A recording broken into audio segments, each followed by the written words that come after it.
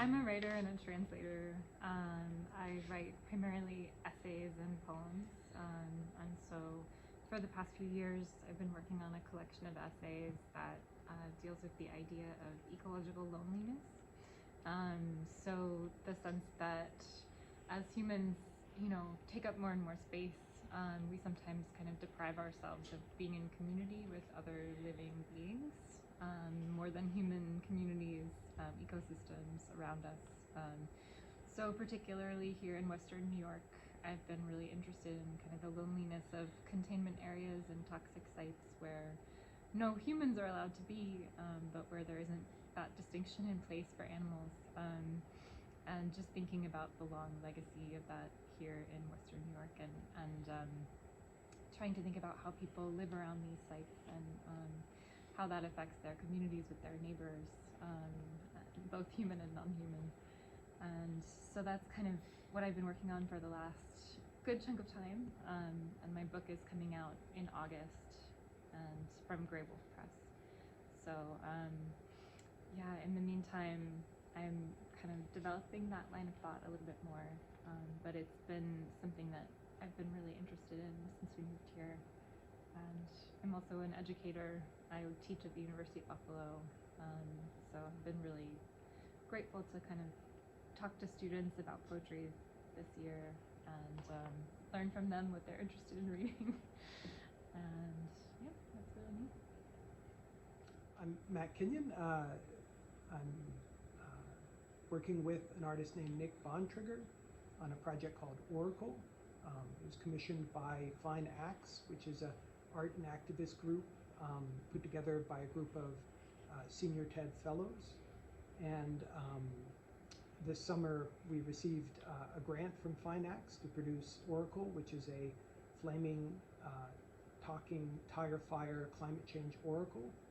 And so when it's installed, people approach this flaming tire, and it has natural speech recognition, and they ask the tire any of the questions they have about their an individual's relationship to the environment, history of pollution, and what, if anything, we can do to change this.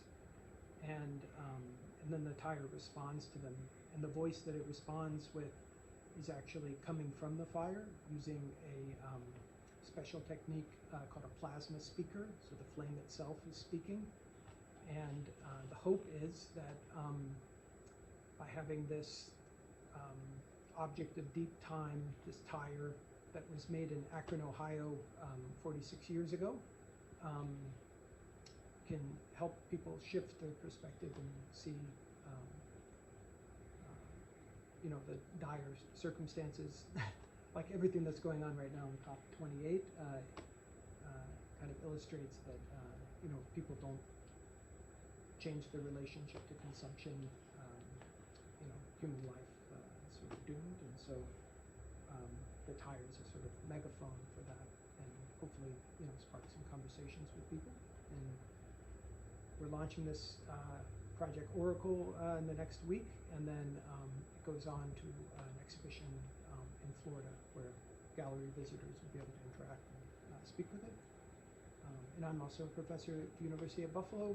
I was a former graduate director and professor in charge of the art and technology area.